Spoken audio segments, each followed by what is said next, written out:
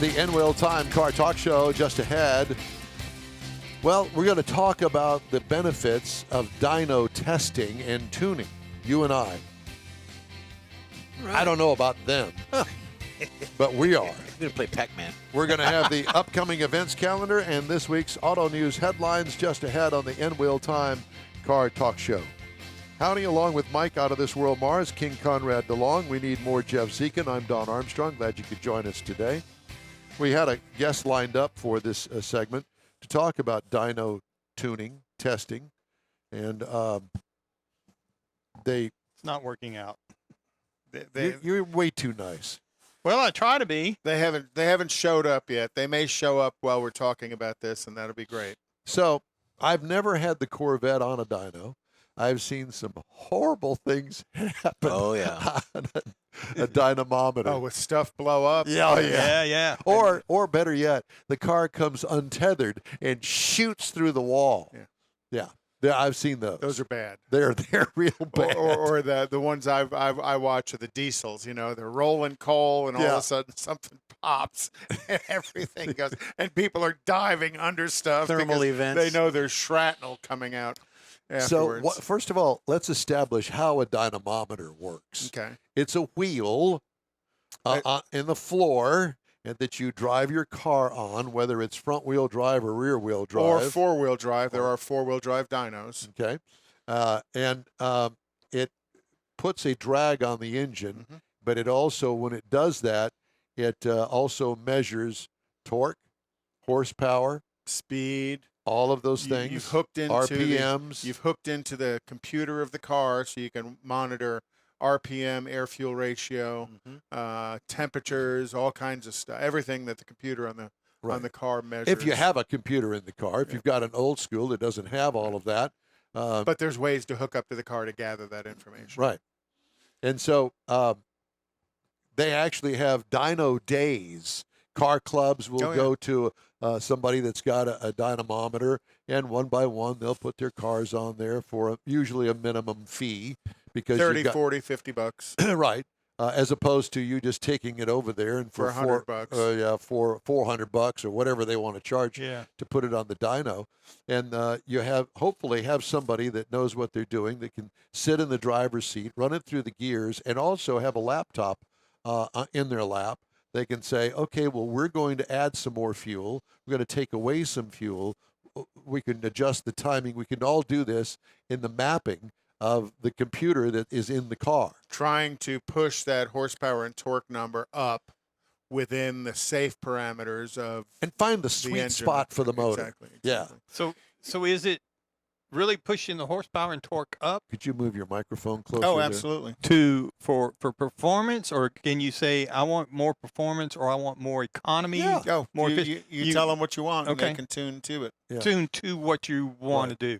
And for me personally, I think I'd like to have a nice balance between fuel economy and horsepower. Giddy up. Giddy up. You don't think Greg did a tune on that? He says that he did, but I don't know what he did. You have headers?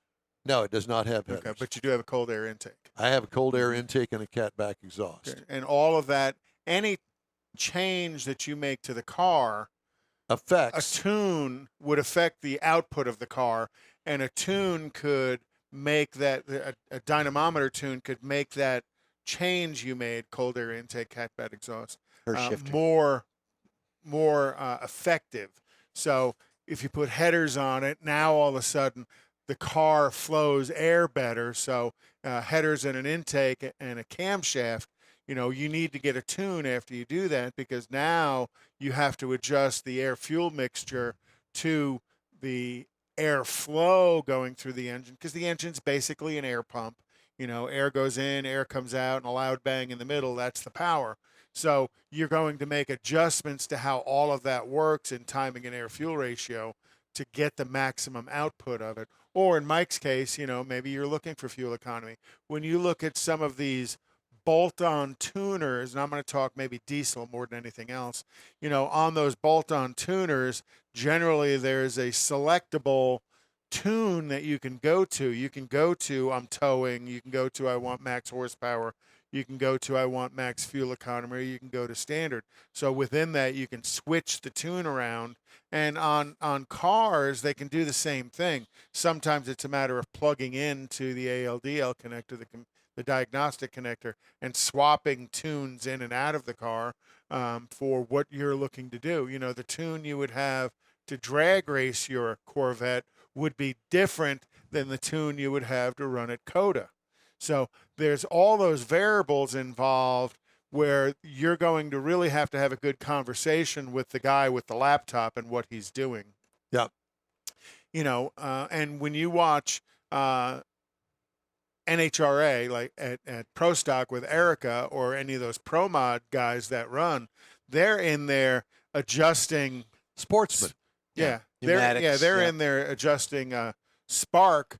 You know, 1 degree at 1 second, another 2 degrees at 4 seconds. Not only because that, but they the- realize how that advances the car Yeah. depending on the atmospheric conditions. the timing of the shifting of the pneumatics, the air blow for the trans, that's all set in there as well. Oh yeah.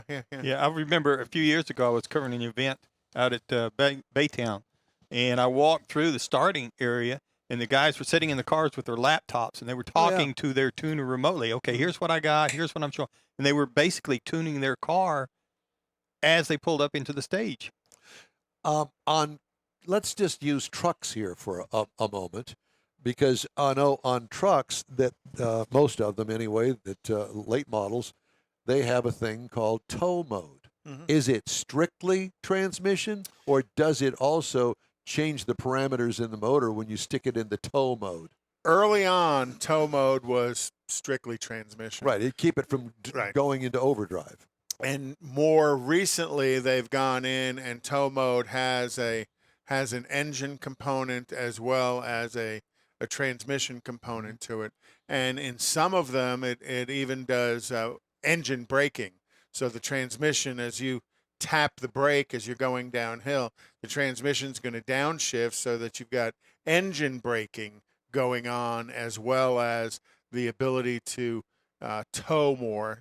Early on, it was really just later upshifts. They raised the pressure in the transmission.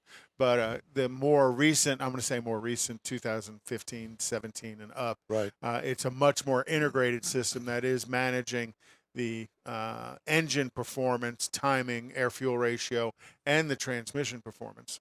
Yeah. Well, I know that the dynamometer is a wonderful tool if you're a true engine guy and you want to tweak it for whatever it is that you're going to do. And even in a family car, let's just say the family truckster, you got to go on the vacation and you want to get the maximum fuel economy that you can. You really don't care about, you do, but I mean, as far as acceleration is concerned, you're really not too concerned about the performance, if you will, Max of the car. RPMs and all You're that. all strictly nothing but fuel economy. You can go to a dyno tuner and have him tune that car. Now, let me ask you this. Isn't there something that you can plug into the computer port, that you can have like program A and program B? That's what I was just talking about when Right. you plug into the ALDL connector, the diagnostic connector Yep. for the car, which is the same shape connector Is it OBT? regardless. Yeah, the OBT2 connector. It's the same shape connector for everybody's car, but you still have to have the right program in there so Right. your car can read it. So this is kind And of you like, could swap out A and put it in the box and put in B. So if you're wanting performance, you could put A in it. If you're wanting so fuel I could do that economy, with the Corvette. yeah, you could. I don't know that you would, but you could. Yes. Now, when we talk about dyno tuners, you got to remember there's multiple facets of what the guy is doing. You know, he's got the dynamometer, so he's got the big heavy wheels that they put your car on top of, and it's not just a matter of putting your car on top of it. You have to literally strap the car down properly, because if your Corvette's going to put out 350, 400 horsepower. So you have to make sure that this car stays in place as they're accelerating the car. It's like through. a child sitting in the doctor's office getting a shot for the first time. Now, hold still, little Timmy. It's going to hurt just a little. I'd say it's more like a race car driver in a NASCAR car, because they're going to strap the front of the car down, they're going to strap the back of the car down, and they want that car to stay in place regardless of what's going on. Well, just the inertia, the back wheels turning to turn the wheels that pick up all the data and stuff, that it creates that resistance. If it changes, that car launches. Right. Well, and I've been to some dyno days where, and I've been one of them who will sit in the trunk or on the trunk to get enough weight on the car, because you're talking 700, 800, 900 horsepower cars that when they whack the throttle, the tires spin on the dyno. So you got to put some extra weight on it so it spins the drum of the dynamometer and not spins the tire on top of it. So yeah, there's a lot of strap aspects. it down. Yeah. So it's not just the dyno, but then he's got to have the tuner that fits your vehicle, because an LS motor tuner is going to be different than a Coyote motor tuner. That's going to be different than a Hemi motor tuner. That's going to be different than an Audi or Mercedes tuner. I need an LS tuner, an LS1 tuner. Yep. Well, and that's actually quite popular. So there's lots of them actually, out there. I guess, almost like a specialist. Oh, yeah. So you'd have to know. Somebody that's an LS specialist. Yeah, you'd have to understand how your adjustment affects the output numbers. The output numbers being the dynamometer is going to measure basically horsepower and torque. Right, but if you go back to the concept we were talking about, where a motor is basically an air pump, you put air in, you put fuel in, you put spark in, and make the explosion. I mean, that's the same basic process to all of them. But it's the timing of all of it, and it's the volume of all of it. So you can put in more air and make the engine go lean and create a problem. You can put in more fuel and make the engine go rich, which is going to drive the numbers down. You can adjust the timing forward or back to create more power or to create less power. But there's also a point where you can make huge mistakes and melt something down. So you put too much timing advance in it and you make it run too lean, and then things get too hot and you start melting pistons. Burn holes. But there is a line that you want to get to that you just don't want to cross, because ultimately an engine is designed to run at stoichiometric 14.6 to 1 air-fuel ratio is the optimum. But when you're trying to create more power, you may go a little bit richer. When you're tuning a turbo motor, you're going to make some changes. When you're tuning a nitrous motor, you're going to make big changes as well, because different engines that take in oxygen different ways, whether through forced air from turbo supercharging or nitrous through the liquid of the nitrous you still got to get your fuel. You still have to have the fuel ratio correct. So let me ask you this: going back to the over-the-counter tuners that you can buy and plug in. So are they, to the best of your knowledge, that's kind of like a generic program? That and so it's not going to be quite like going to a tuner that's going to get very specific for your particular vehicle. Correct. And if you've got a stock Camaro, and it's got an LS3 in it, there are some very good plug-and-play programmers out there that you could plug into it. Okay.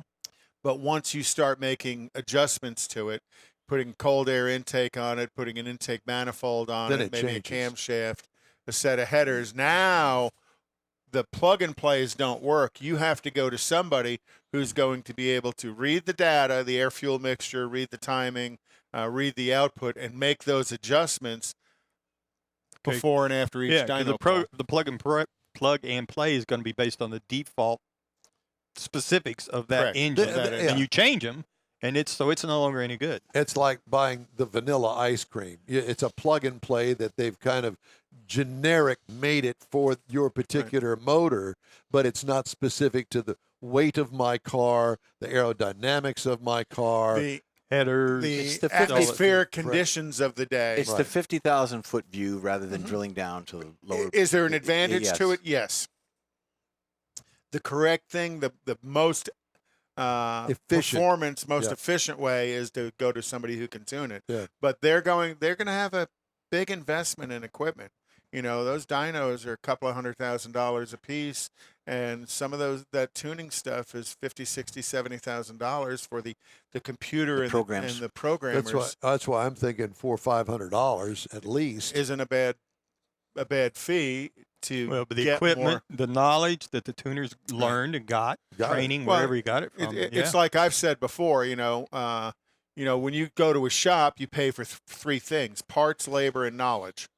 And a lot of times that knowledge is very, very valuable, and that's really what you want to make sure you're going to somebody who knows So what do you they're know doing somebody and knows how that they're doing. does LS1s like Oh that? yeah, there's lots of people in town. You- LMR would be one here in town. I would think would be. down in Westheimer? Are they on I Westheimer? don't know. Late model racing. No, Yeah, they're pretty well known here in town. There's a number of them. I'll get a couple of them for you. Okay. Find out who's Yeah, out do here that. and who's Yeah. nearby. It'll like be to do interesting that. to see what it does for your But car. to me too is what kind of dyno do they have? What do they focus on? I'm a believer in, if you're going to be tuning your Corvette, you want somebody who focuses on LS motors. If you're going to be tuning a Mercedes, you want somebody who focuses on Mercedes. Somebody who does a little bit of everything might not be an expert in your thing. Does that make sense? Yes. So I kind of believe in finding the expert in your thing to do Would your you work. be able to dyno an EV? Oh, good question. I would imagine so. You got to think when you look at some of these guys that are drag racing EVs, some of the way that they get more power out of the battery. And I remember we had the Ford guy on who was Yep. talking about the EV Cobra Jet. Mm-hmm. And he said they heat the battery. They bring the battery up to a certain temperature before the car goes on track, which would be making tuning it Yeah. to get the most out of the battery. But I would imagine so. I don't know. I would think It's there's just got to be a something, way a way Yeah. to do that. Because they're involved in NHRA now with Yeah. all that. So Before we wrap this up, I was wondering, like my truck, the 2015 Ram, Mhm. 5.7 Hemi. I mean, I one of these days I'm going to change the exhaust on it, but otherwise, would a tune benefit something like that? Because Yes. it's not performance like Don's Corvette.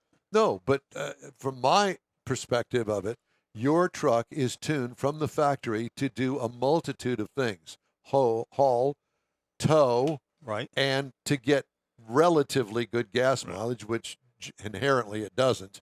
But you could probably adjust all of that since you don't tow anything.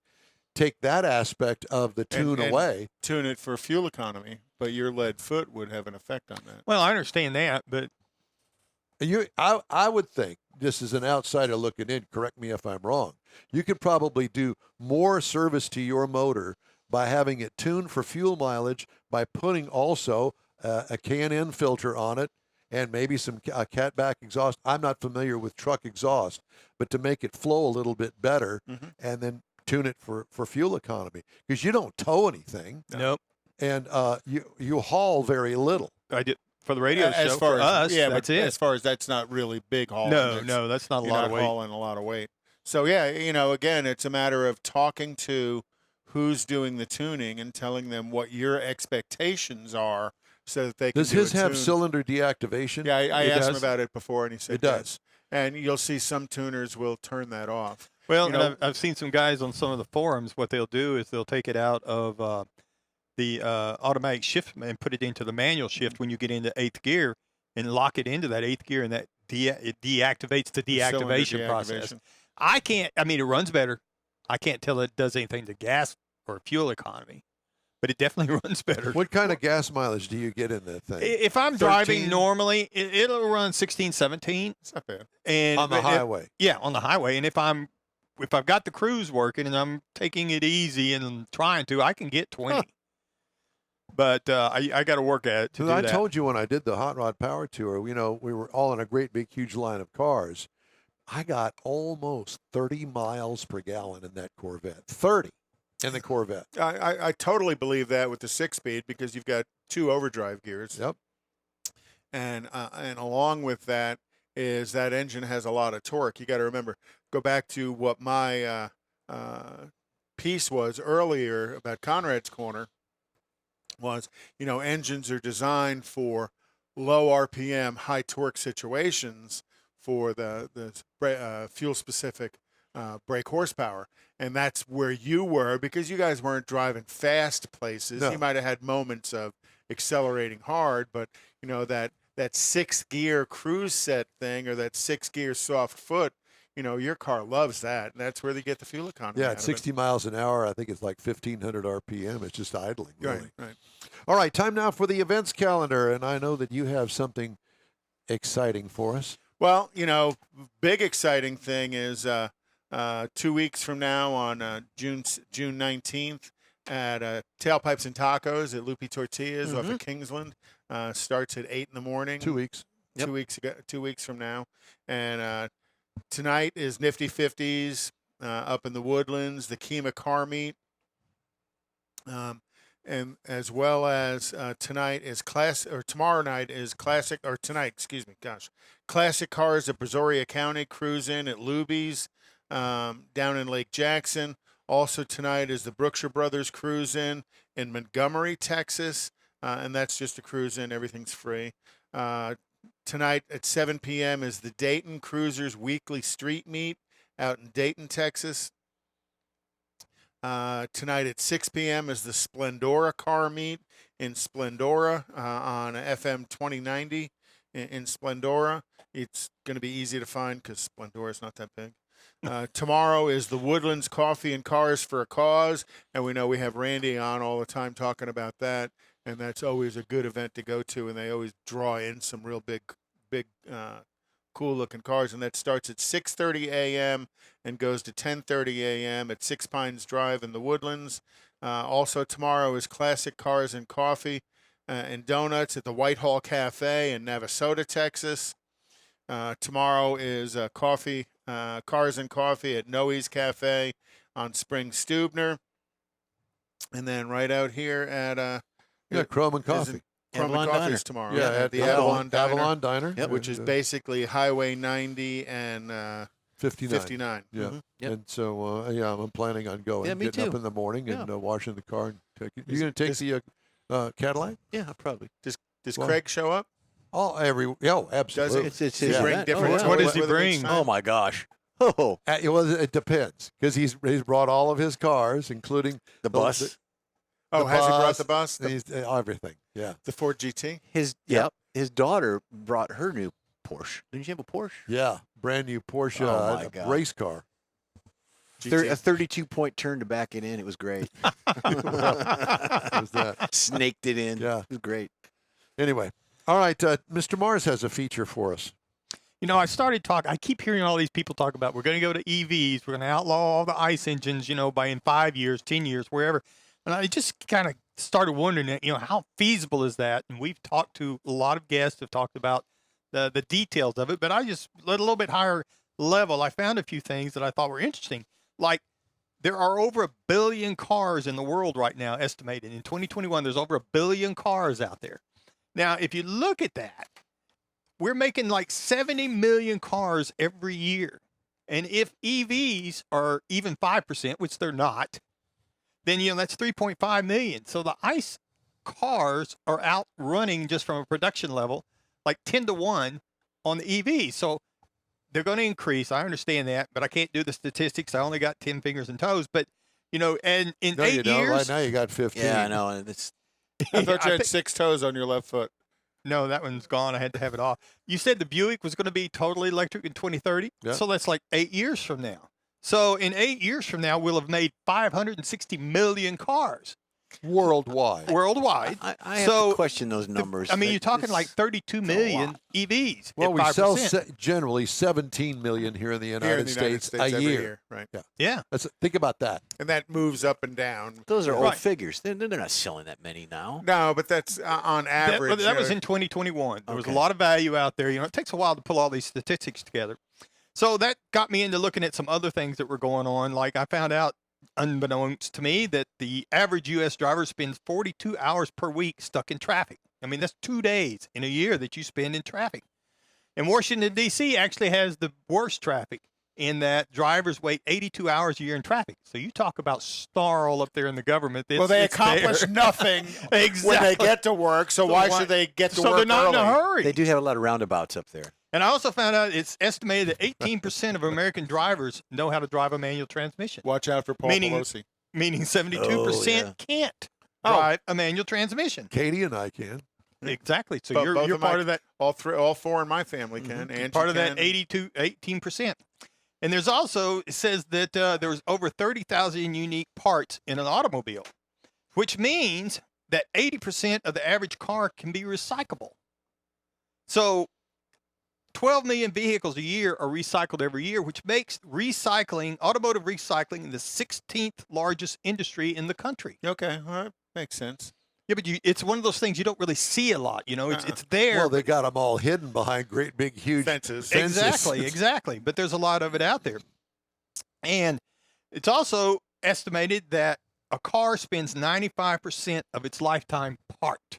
Yep. Even though passenger vehicles consume 359 million gallons of gas per day in the United States. Per day. Per day. Wow. Let's see, times $4.59. That's a buttload of money. It is a buttload of money. How Strap much it did you down. pay this week? $4.59. You got 30 I seconds. still got support. Okay. The world's fastest record for removing an engine is 42 seconds. Volkswagen owns 12 car brands, but it is not the largest. Toyota has sold 43 million Toyota Corollas since 1966, making it the best-selling car of all time. Woohoo. I'd believe that. Just some Statman. weird stuff that I found. Statman. Dun-dun-dun-dun-dun-dun-dun. Statman. The In-Wheel Time Car Talk Show is available 24/7 at iHeart.com Bing, and bang, through the boom, iHeart app. Zowie. Just look for the In-Wheel Time Car Talk. Wowie. Hubba, hubba. We also stream. No, we don't do any of that. We're going off the air. We'll be right back. Father's Day weekend, Saturday, June 18th, 2022. It's the next Tailpipes and Tacos Cruise In, and you're invited. Tailpipes and Tacos Father's Day edition will be at the same Loopy Tortilla in Katy, 8 to 11 a.m. on Saturday, June 18th. It's the only place cruisers compete for trophies and other prizes. Enter your vehicle for Best Hot Rod, Best Classic, and Best Modern Classic. Tailpipes and Tacos is Houston's coolest cruise in and is your opportunity to see the best hot rods, show cars, classics, and resto mods, and get Loopy Tortilla breakfast tacos and adult beverages. There's no entry fee, and cars will automatically compete for custom Loopy trophies and other prizes. It all happens at the Loopy Tortilla Tex-Mex in Katy on the Grand Parkway at Kingsland Boulevard, just south of I-10. Kick off summer with Tailpipes and Tacos Father's Day edition, Saturday, June 18th. The In Real Time Car Talk Show will be there too. Celebrate Father's Day, the start of summer, and the return of Tailpipes and Tacos. Saturday morning, June 18th, 8 to 11. We'll see you then, weather permitting. Want to take a minute to tell you about Gulf Coast Auto Shield, a Houston detail company like no other. Gulf Coast Auto Shield offers paint correction services that'll give your car, truck, or SUV a like-new shine. Afterwards, you'll want to protect it with a professionally installed nano-ceramic coating or protection film. Worried about your very expensive windshield getting damaged, broken, or cracked? Let Gulf Coast Auto Shield install ExoShield, a windshield protection film. Give John Gray a call today or check out their website, gcautoshield.com. Hey, whether you own a new, ultra-expensive, exotic, or a 5-year-old Suburban, Gulf Coast Auto Shield will help keep your investment looking like the day it rolled off the assembly line. Gulf Coast Auto Shield is conveniently located on the South Sam Houston Parkway, just south of I-69, the Southwest Freeway. Meet the staff and check out all of their services online right now at gcautoshield.com. The In-Wheel Time Car Talk Show is now part of the iHeart family. Now you'll have access to 24/7 Car Talk anytime you need a fix. Just download the iHeart Radio app and ask for In-Wheel Time Car Talk, and there we are. Be sure to save us in your iHeart library for instant access. No matter where you are, you have the best Car Talk Show right on your PC, laptop, or mobile device and never have to worry about finding us again. Of course, you can always get access to our video and audio streams via InWheelTime.com and your favorite podcast channel, and all of this is free to you. From the iHeart Radio app, you'll not only hear our Saturday morning live show, but the best shows of the past, updated weekly. Never miss a minute of up-to-date new car reviews, pre-owned reviews, Conrad's Car Clinic, informative interviews, automotive news, and the most fun car talk show on the planet. Just download the iHeart Radio app, search for In Real Time Car Talk, save it to your library, and with a tap of the icon, you'll be in touch with your favorite car talk team. In Real Time Car Talk, streaming now on iHeart.com/In Real Time Car Talk.